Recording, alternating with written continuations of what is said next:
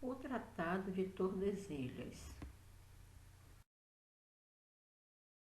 A exploração de riquezas também levou muitos povos a lançarem-se em grandes aventuras em busca do desconhecido.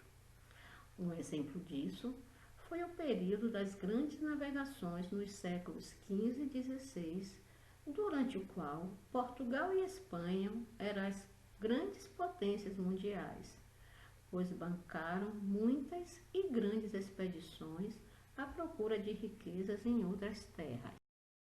Na verdade, o grande objetivo de Portugal e da Espanha era encontrar outra rota para chegar às Índias no Oriente, já que compravam bastante especiarias e desejavam também lucrar com o comércio.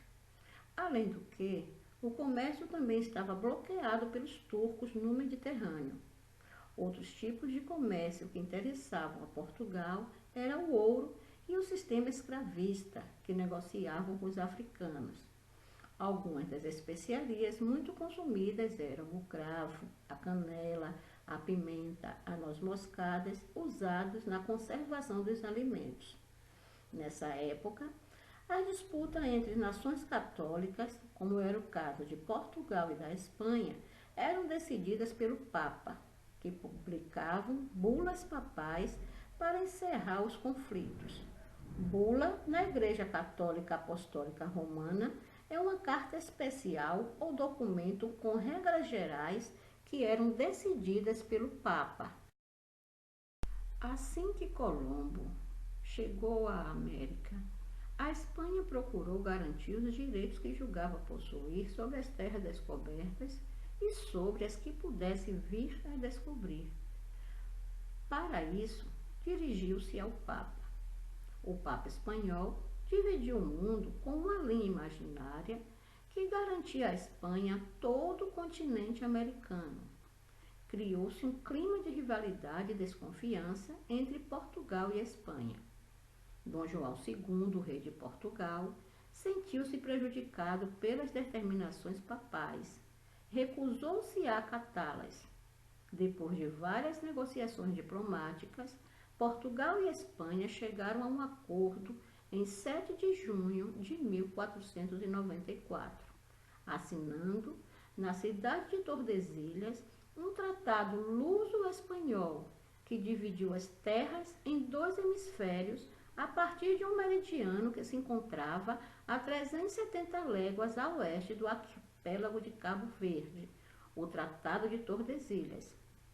As terras existentes a oeste da linha pertenceriam à Espanha, as existentes a leste a Portugal. Assim, garantiu-se que um não poderia ocupar as terras que viessem a pertencer ao outro.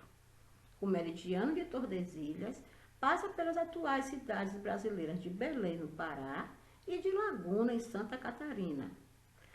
Quando o Tratado de Tordesilhas foi assinado, os espanhóis já estavam na América do Sul, mas os portugueses só chegaram oficialmente ao Brasil 6 anos depois, em 1500.